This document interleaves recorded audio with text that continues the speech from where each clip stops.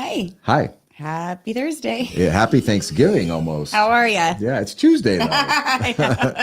Yeah, we're actually doing the show 2 days early because it's Thanksgiving and nobody will watch because they have better things to do with their time. Maybe they want to escape their families and watch. Right. You never know. What are you doing? Yeah, speaking of which, we're just laying low because we have 5 kids, as you know, and they all, we have it sort of like we have them on one all together on one Thanksgiving, and then they alternate and go with their in-laws.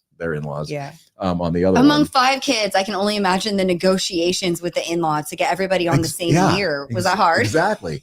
Yeah. Well, we just kind of we'll split it with you. Here's how it works, and it seems to work out.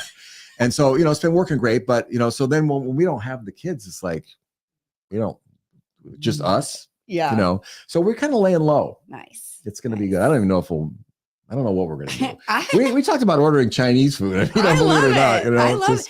Last year, I didn't have the kids, and it was the first time. And I thought, oh, this is going to be so depressing. What am I going to do? It was actually really liberating to just say, I'm not doing Thanksgiving at all this year. And I'm pretty sure I made myself boxed mac and cheese. And it wasn't sad. It was like, I felt like I was getting away with something. I get it. When you're a tired parent and the holidays come real fast year after year. And it's just like, I think I sent a picture to my cousins watching TV. I'm in my jammies. I got no responsibility. Yeah. No fights to dictate, to separate or anything. Yeah. But I have the kids this year. We'll be with my side of the family, and I'm really looking forward to it. It'll be fun. Oh, good. And I realized as kids, our tradition was to rent a cabin in Pine Mountain Lake in Groveland every Thanksgiving and spend the Wednesday through Sunday there. But it was just my parents and my sister and I. And now, as an adult, how did they get away with that? I know. How did you guys tolerate it? I think as teenagers, we probably didn't like it. But this is one of my favorite family traditions. And I have really fond memories of these trips. And some years it would snow, and there was a golf course at Pine Mountain Lake. So my sister and I would get our sleds and go down the golf course. That's fun. And it was so awesome. And what they must have had to go through to the extended family to carve that time out for us. It had to have been hard. But thanks, Mom and Dad, because we loved it. And it's great memories. That's great. Our traditions weren't really so much on Thanksgiving as much as Christmas Eve. Oh. We would get like all the aunts and uncles, all the cousins, all the Italian ones, and we would just we would have a gigantic fish feed. Oh, you do the Feast of 7 Fishes. Crab and shrimp and clams and mussels. And I can't even tell you, all the different things. And it would take all day. Yeah. Calamari. It was great. It was great. Italian Christmas Eve is where it's at. Really, really great. If you haven't experienced one, get yourself an Italian and go to one of these. Go to one. They're really something. They really are. Yeah, the food is just stacked up to the ceiling and everything. It's really Everyone great. has 900 cousins. It's great. Yeah. So we have a show to do. Let's do it. Welcome to A Place of Possibility. We're happy to have you here. I am Richard Del Monte. And I'm Angela Wright. And what are we doing today? All right. So today we're going to talk about the current conditions in the Bay Area residential real estate market. As always on the show, everything that we say is for educational purposes only. Please talk to your own advisors before making any choices based on what we say here today. Any past performance is no guarantee of future results. Our guest today is Nathan Jines. Nathan is an esteemed professional making waves in the dynamic realm of real estate. Armed with a master's degree in education, his educational foundation adds a unique dimension to his real estate practice, allowing him to connect with clients on a profound level. In his role as broker associate, Nathan has attained the pinnacle of real estate certification in California, just a testament to his expertise and his unwavering dedication. Nathan has also pursued specialized training. He has a certification as a certified expert in the mastery of negotiation from the prestigious Harvard School of Business. So you want him on your team. I'm still going. Hold on. And beyond his professional achievements, Nathan has dedicated nearly 2 decades to pastoral work, just really exemplifying his commitment to community service. Nathan, thank you so much for carving out the time to be here with us today. Really appreciate it. My pleasure. I'm super excited to be here with you guys. Thank you. You have the first question. So I do. So it's just like the most common question we get asked. Let's just talk about the home prices in different markets in the Bay Area. What's going on right now? Well, we are still seeing home prices stay relatively uh, uh, the same. Mhm. We've seen some dip coming down in a few different markets. So, for example, the condo market in San Francisco has had some challenges in the recent Mhm. couple of years since the pandemic, Mm. but single family homes have remained strong. The market supply is still low and the demand is still high. There have been some challenges regarding the interest rates as of recent. Um, some buyers are backing off as interest rates have gone up past 7%, and some are still jumping back and are in the game. Um, some places like San Ramon, the houses are still selling in 9 days. Wow, really? Yeah, yeah. Man. Uh, in Oakland, where we just had two houses that sold within 9 days each. Um, we had one house that we listed in San Francisco in the Richmond district that went with 12 offers in about 12 days. And then we've seen some condos that are sitting on the market for a while. And Mm. so it's a little, it's hard to describe. It's an interesting market. It's an interesting time to be in real estate. Yeah. Yeah. Are Wow. there any neighborhoods you've found in the Bay Area where I think there's a sort of expected slowdown with the increase in interest rates, Mm, but you're saying 9 days, 12 offers. Has it slowed down mm. anywhere in the greater Bay Area? Yes. So I mean, this is just a constant dialogue that we're having with clients I'm having with fellow peers as we discuss what exactly is happening in the market right now. And so we'll see some houses that have been on the market 30 60 days, and then other houses that are selling in 9 days 10 days. So there is a slowdown, I would say.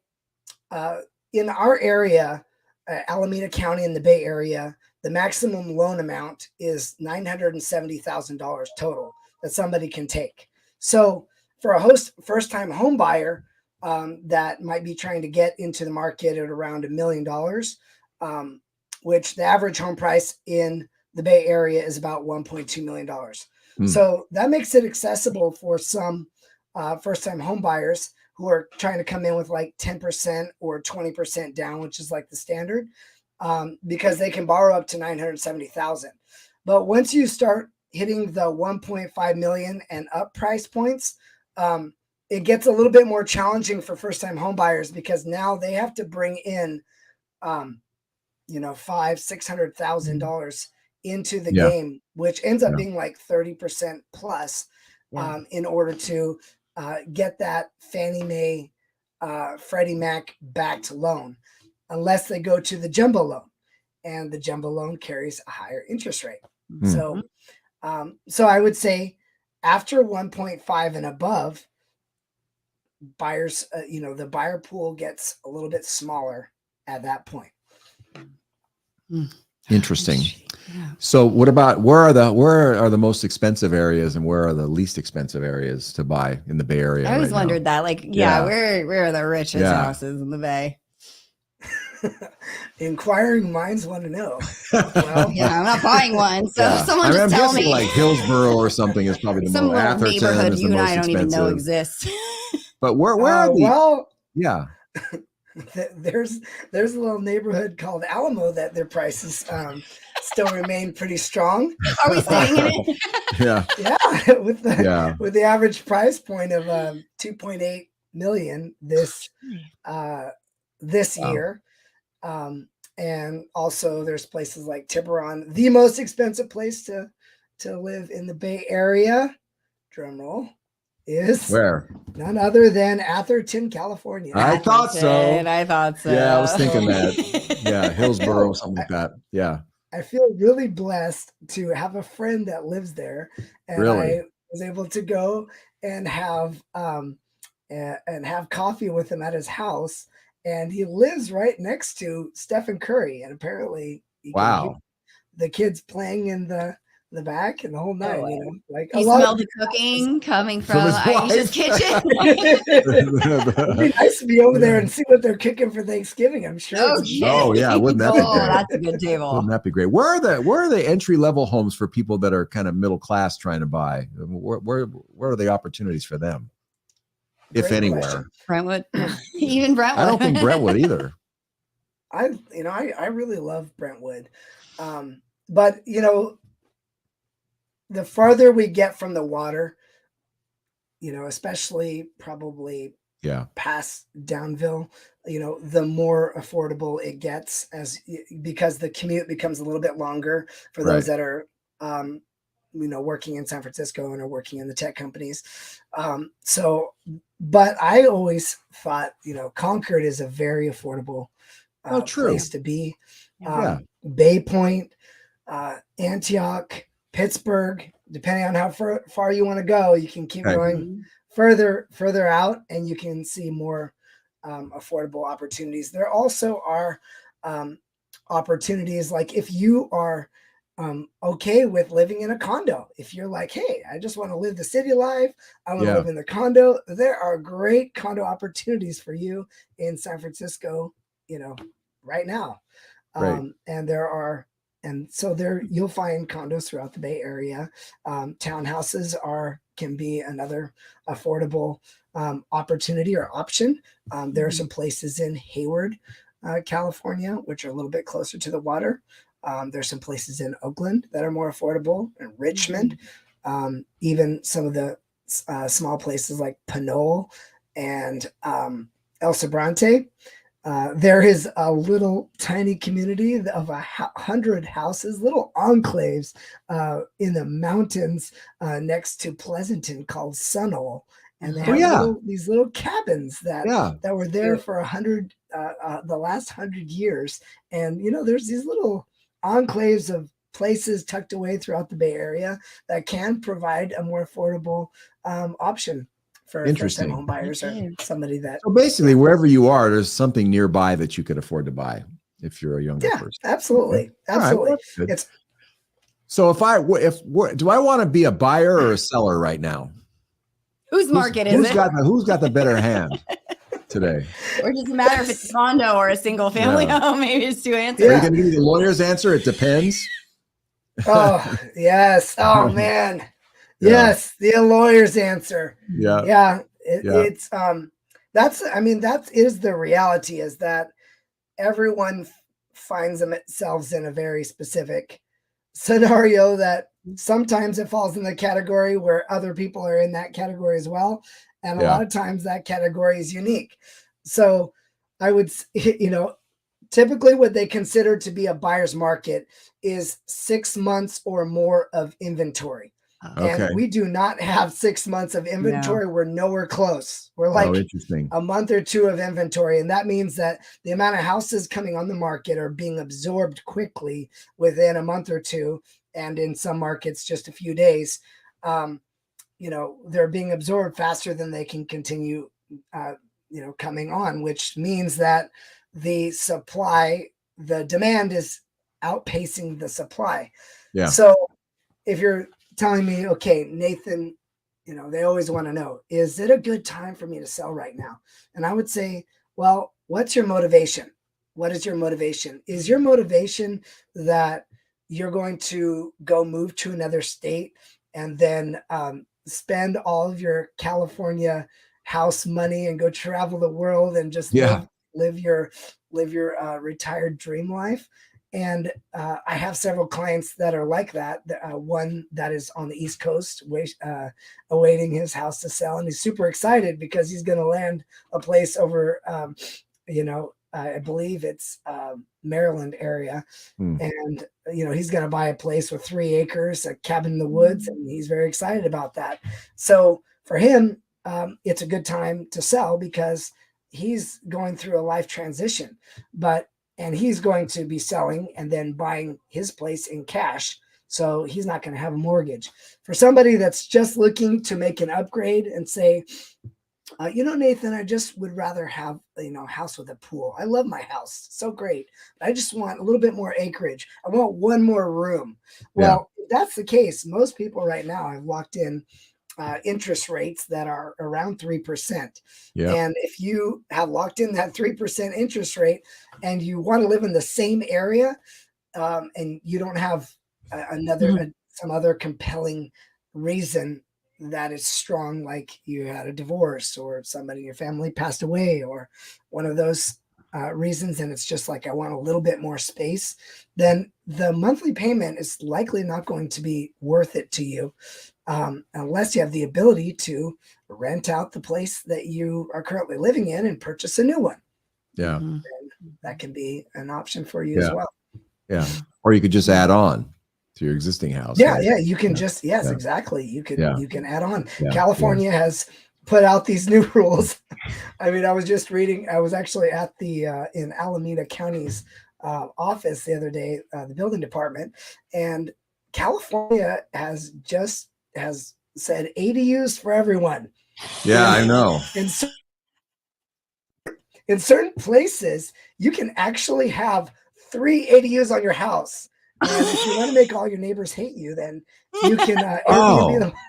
You can have 3? Oh my gosh. Wow. So you can have one junior ADU, which could be like your basement turned into, its own little unit. And one shared wall ADU, which is not considered new construction. So that would be like an addition on the back of your house, but it shares one wall. You can have one ADU there. And then you can also have another ADU, which is detached, and that's considered new construction. So you'll have to follow all the latest compliance stuff for new construction. So I'll be darned. Interesting. I was cooking up. We have we have 3 kids. You have 5, Richard, which is amazing. We have 3 kids, and we have kids. Those are the little picture right there. Oh, cute. That's my family. My beautiful wife and my 3 kids. And we have kids with special needs on the autism spectrum.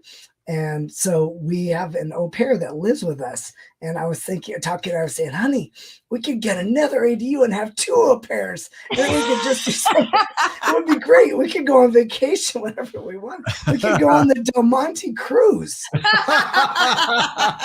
what I'm saying. I'm like, I'm planning this out. Oh, that's funny. That's funny. Gosh. It's an interesting solution to a housing challenge that we have. It really in is. The area to let people do this. Yeah. So what would you have to do if you want to sell your home? Generally, I know there's specifics, people have to do different things based on their own needs, but in general, what are the things people need to do to be able to get the best price for their house as far as improvements or, gussying things up? What do you recommend? Gussying it up. I love it. That dates me, I know. Gussing up. You know what? The next listing presentation I'm going to, I'm just gonna say, you know what? You just need to gussy it up. See some That's gus. all you got. A little gus. I had this exhaustive list of upgrades, but I just want to make it basic to you. I'm just gonna say you just need to gussy it. So you know what? Paints the standard are paint, stage, landscape. Okay. If you're going to do the very basic to make your house market ready, and that's before we do the stuff that we do for marketing, which is, we do video, we do Matterport, we do daylight, we do twilight, we send out cards, we have Top Agent Network, we have Instagram and Facebook and paid advertising and all of that. That's the work of the realtor. But as far as the homeowner, paint, staging, and landscape are, I would say, the absolute basic in order to get greater value for your property. But basically, when I interview a home seller, I'm going to figure out what we're going to decide together, what their timeline is. Like if they say they've got 5 months before they're moving, then I can say, well, here's what we could do in a 5-month time frame in order to gussy it up. Okay, Great. Yeah, I love you know. it. I love it. A minute ago you mentioned interest rates, and I know we talk about them a lot on this show. So I know our listeners, they want to know. So can you talk kind of generally, like, where are they right now? What's been the impact on home prices? And then, just people talk about like buying down interest rates. How might somebody think through that for themselves? Like how would they know if that's a good deal to do or not? Is it worth it? Well, first and foremost, as a dad, I have permission to and the authority for dad jokes. So I would say this conversation is interesting. Yes, we all want to know. We all want to know. Great question. Yes. So the 2-1 buy down, I actually just to sharpen myself up on the very latest, I had a good conversation with a lender friend of mine last night. And so as of right now at this moment, the interest rates are sitting right around 7%, which is actually great. It's come down by almost 1% over the last month. So it matters a lot. Journey. And so we have one house in contract right now in which that's going to close in a week or two, that in which they're doing a 2-1 buy down. So for them, it's about for their loan, which I believe they're putting 20% down, and it's about $1 million house. Their buy down was somewhere around $24,000. So $24,000 to do the 2-1 buy down, which could look something like you've got a 7% interest rate. So year one, you'll get a 5% interest rate. Year two, you'll get a 6% interest rate.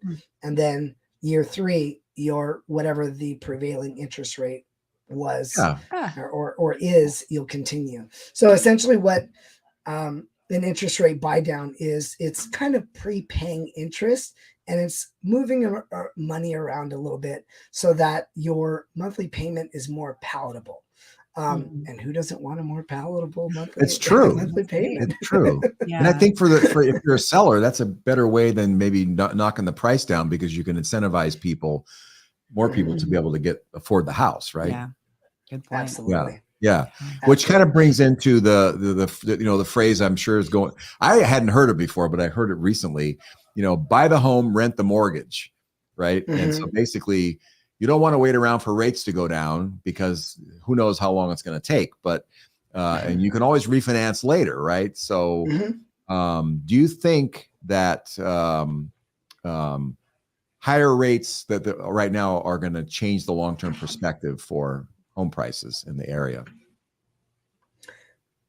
Yeah, well, I totally agree with you. I've heard a similar saying, which is like, date the rate and marry the house. Oh, there you go. Okay. Yeah. Date the rate and marry the house.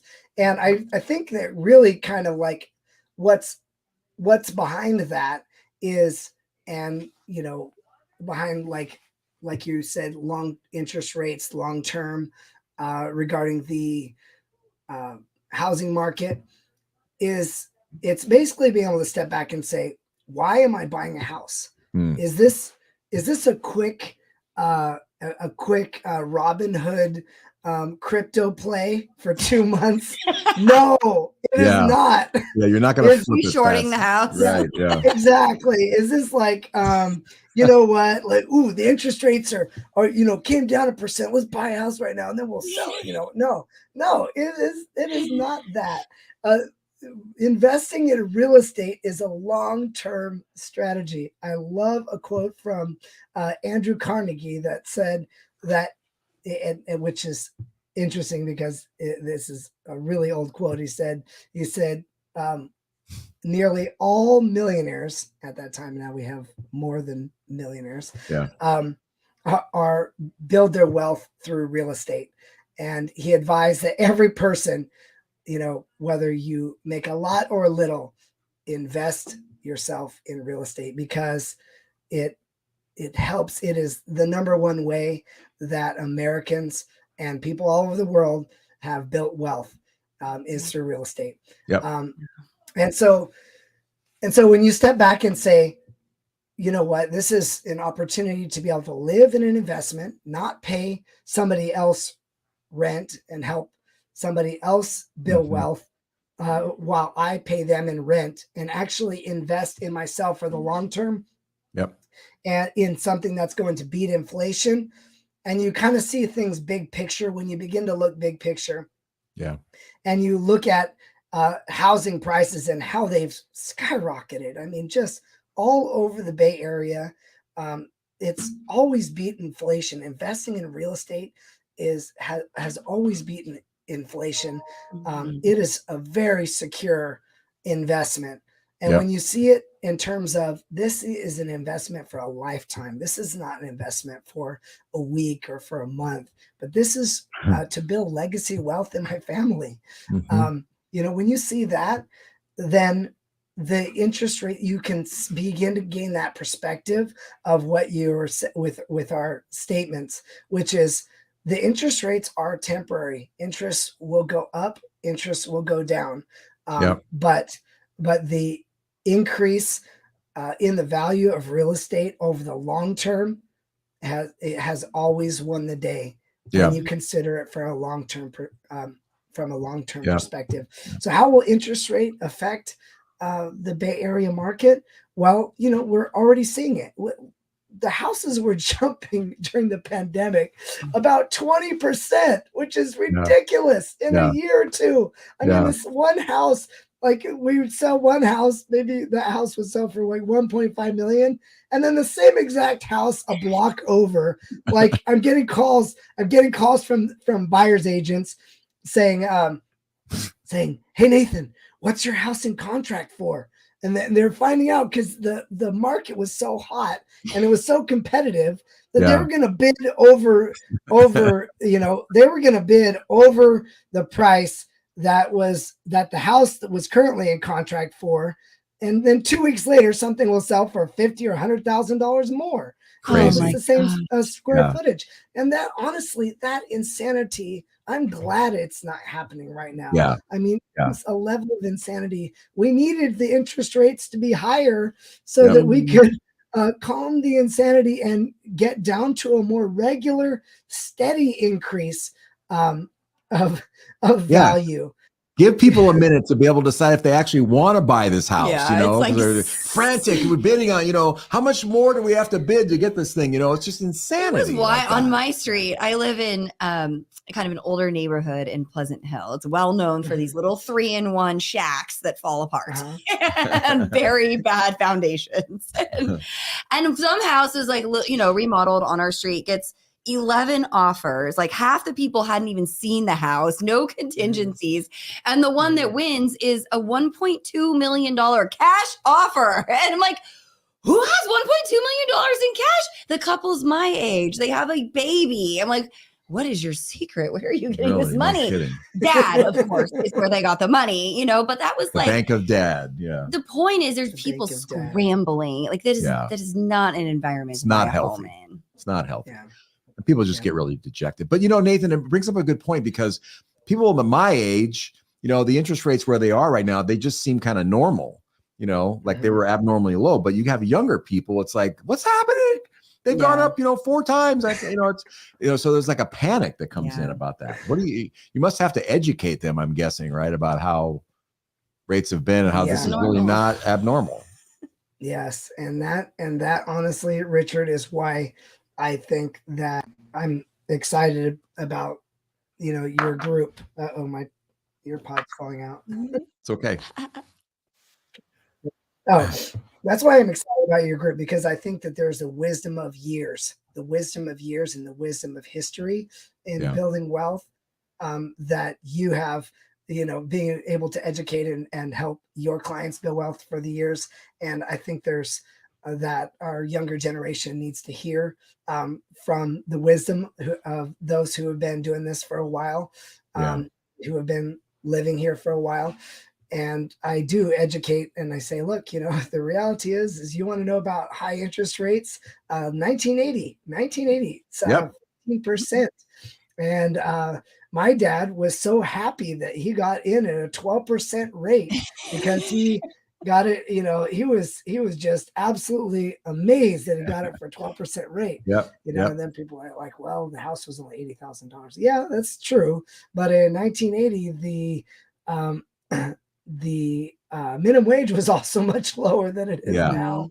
Yeah. And you know, This even you don't even have to go that far back. I mean, you know, I still kind of look like a young person, I think. Oh, But yeah. when I bought my first house in 2006, like not that long ago, it was 7.4% my interest rate. Yeah. And that was like some crazy balloon situation, you know, Yeah, it was probably yeah. should have been worse. Yeah. It wasn't that long ago that we saw 7% Yeah, interest yeah, rates, and it's yeah. not that weird. Yeah. They're still historically low. If we want to look back 30 years, they're still historically low right now. Yeah. And but the reality is that during the pandemic, I mean, that was like free. I mean, 2%, 2.5%. That's basically free money.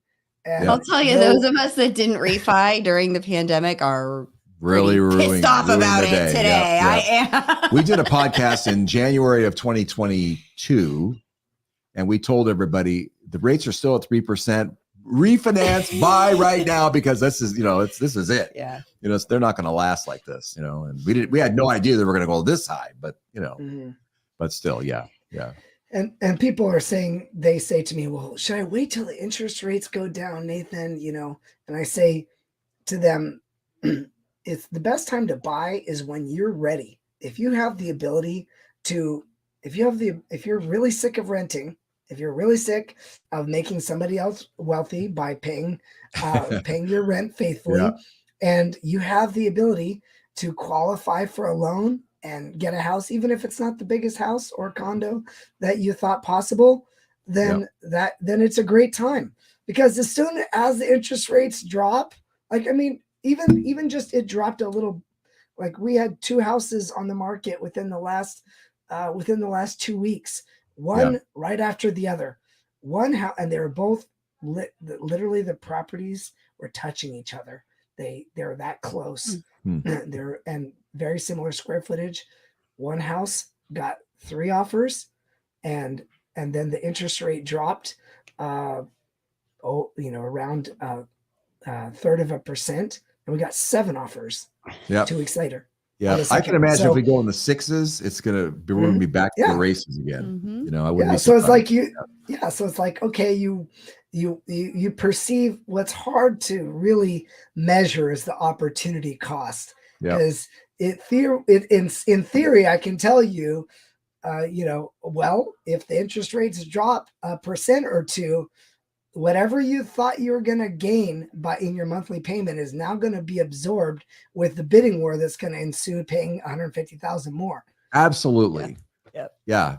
That's you're spot on with that. It's a really good point. And I think, buy when you're ready. It's just, it's a great perspective, because it's a lifetime investment for most of us. 30 years is something a lot of people can't even fathom or longer. And it's like, we are in this very immediate sort of gratification world now. It's like, well, if I click on this, something's supposed to happen, right?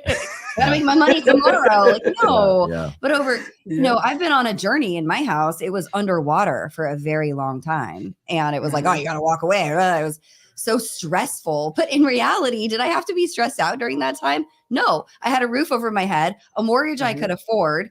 And now I'm in the black. I mean, now I'm in the moon. You're in the stratosphere. Sure. Good example of, I just really stressed myself out for no reason, because it's like I was going anywhere. And now here we are all these years later, and it's fine. Good for you. You all grabbed your snorkel and you grabbed your scuba gear. That's right. You made it through. A lot of underwater fish right here. I know a lot of people that went through that period, and they sold, they walked away, they did short sales, they ruined their credit, and they could have just stayed there and been fine. Is my ROI the best it could have possibly been had I made every timing decision right? No, but who can make every timing decision right? Before we let you go, I wanted to ask you about the case in the Supreme Court right now. I think it's interesting. On the off chance anyone's heard about it, like, let's just address it. It's Burnett v. NAR. And so can you explain the decision, like what's happening here and why does it matter to consumers? Absolutely. Okay, so in Kansas City, Missouri, there was a person who listed their house, and the typical way that a listing is broken up is there is a commission that the home seller signs on for, and then that commission is then shared or has a split between the buyer's agent and the listing agent, and it's a cooperative opportunity so that the buyer is able have agency and representation, and the listing or the person helping to sell the house, uh, that person is able to have representation as well, and somebody fighting for them. And so what this it was a class action lawsuit that was very unprecedented, that named a whole bunch of people, named a number of real estate, uh, large real estate brokerages, as well as National Association of Realtors. And very surprisingly, the plaintiffs won. And they said that all these brokerages are conspiring to make us pay more commissions, and we don't like it. And so that was let's see, Remax actually settled out, and the NAR, Keller Williams, and others are going to appeal. And so this could be something that ends up getting appealed for years. Now, it was something that happened in the state of Missouri. So on some level, it is not California. However, other folks will file lawsuits, as this is how lawsuits work. Somebody wins and like, oh, great, well, let's file more lawsuits. Free money for me. Yeah, So, exactly. So it could change things. It's a great deal, because each person that signs on with a class action lawsuit might get $50, but the attorney is going to get paid very, very well, maybe 30 or 40%. Yeah, that's a commission. Yeah. But so how would this affect us? Well, honestly, all sarcasm aside, we in California are always pushing for greater levels of transparency. We have a very high level of accountability in California and at our brokerage, and we have some excellent attorneys that work within our brokerage, that are part of California Association of Realtors, and that help to continue to update and draft all the language and the paperwork that we use in our listing agreements here in California. I've not seen the paperwork in Missouri, but I have colleagues that work in other states, and they're like, I can't believe it. Our paperwork is only like 2 pages. And our paperwork on each transaction is somewhere close to 300 pages per transaction. Wow. And it is like, I mean, on one sense, it's like I tell those looking to sell their house, I'm like, now a lot of this might seem like redundancy, Department of Redundancy, but it's just like we're trying to just be extra clear and transparent, so that because when people feel like that things have not been transparent, they get mad, and then they file lawsuits. So I think what our brokerage has already done, and we've had attorney updates within the last week, has just said, hey, look, we're going to make sure that everybody who is going to be the buyer's agent, I mostly represent listings, but anybody who's going to be a buyer's agent is going to use a buyer representation agreement, so that buyers understand that the buyers, that they're going to be how their compensation is going to work for buyer's agency. Yeah. It doesn't feel like, I'm sorry. No. It doesn't feel like, buyers, especially new buyers, can afford to pay the commissions themselves when they're struggling to come up with a down payment. So it is nice that the money for that comes from the seller. And to lose that, I think, is going to be challenging if it ends up happening that way.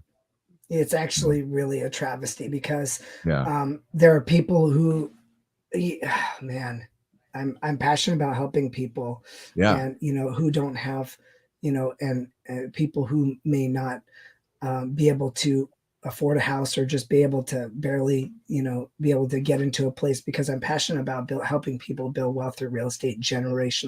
generational wealth. And it's important for people to be able to have representation, and somebody who's going to fight for them and who's going to advocate for them. And the current model that we have had for a long time in the United States is an excellent model, in which the buyer is able to have their own representation, and the listing person is able to have their own representation. And if the buyer's agency, if disappears, or if they say, okay, we're not going to provide any representation, then a buyer will go into a transaction, which is one of the most important things that financial decision they might ever do in their life, and not be represented in that transaction, or because they can't afford it. It's kind of like, when if somebody's involved in a lawsuit, this person with the more money gets sometimes is able to buy the greater level of representation, and the guy who can't afford the representation, Yep. it ends up on the short end of the stick. So I really, I look forward to seeing the appeals happen. I think that, transparency should always be number one. And, and I believe that we can continue to, make a difference in our Bay Area and California. Great. One more question, Nathan, if I could. I want our audience to know that I know Nathan from a group of professionals that he and I are both members of, and in the Bay Area, and it includes advisors and realtors and CPAs and attorneys and a whole bunch of other professionals.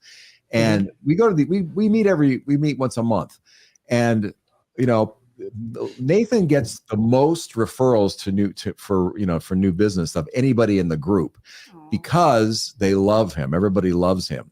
So Nathan, I want to just ask you, how do you separate yourself, differentiate yourself from your competitors?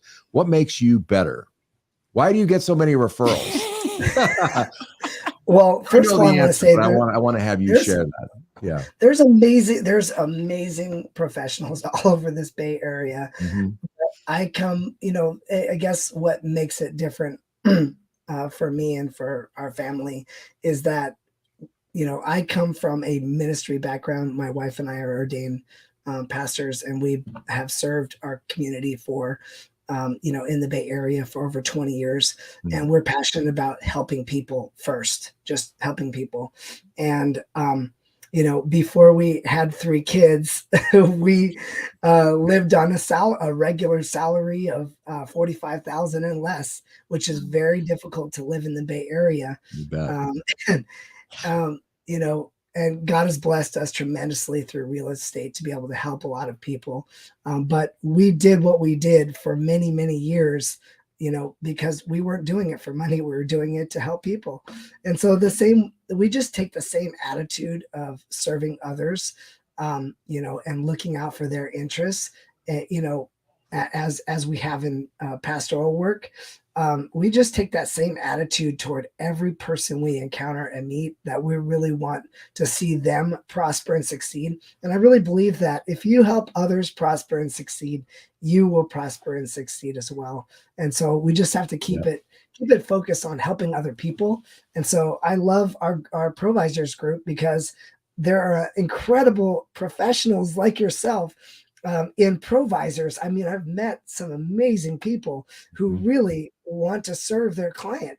And so I've seen it as a great opportunity to be able to refer to all of the professionals within our group as well, and ultimately serve our clients and the people that we know. So I'm very thankful. This picture here, that's actually my family's been in real estate since the 1800s. Wow. Gosh, no way. Where is that building? That actually is in Texas. My great uncle, Alfred Monroe Jines, sold real estate in the 1870s. And instead of like talk about going on a buyer's tour, he would drive across state lines with horse and buggy and would take people to show them homesteads in Texas and where they would purchase for $2 an acre. Wow. Amazing. That is so amazing. So it's basically embedded in your DNA to do real estate and to help people through these massive life transitions. Yeah. We you know, as ordained ministers, we can legally marry, we can bury, and we can help you buy or sell your home. What else is there? What else your is marriage? There? We could your funeral. We could dedicate your baby. Yeah. And help you house already. That's great. That's great. That's oh man, Nathan, thank you so much for being here, for sharing your expertise and how you advocate for and educate your clients. Folks, if you are looking for a realtor, I think Nathan is an amazing option for you. Yeah. His information will be in the show notes. So you can grab it, and I'm sure he would love to hear from you. Thank you again for being with us. You were really fun too. Yeah. I learned a lot today. Stay with us, Nathan, after the show. Yeah. Thank you, Richard and Angela. Thank you. Yeah, thanks. As always, if you're interested in learning more about your situation and hearing from us, you can always schedule an appointment by clicking on the link on your screen. If you have any questions or topic ideas, we love topic ideas. Please send us like the things that plague you at night. We want to do a show about it and teach you everything you never want to know about that topic. We still have the Investment Answer ebook available to you for free. If you want to learn more about how we design investment portfolios, we would be happy to send you that. It's a really easy read and gives you a look behind the scenes of the portfolio management that we do here. And of course, like and subscribe wherever you're listening to this so you don't miss another show. That's it for this episode of A Place of Possibility. Thank you for being with us. We look forward to seeing you again in a couple of weeks. Until then, remember, you're invested.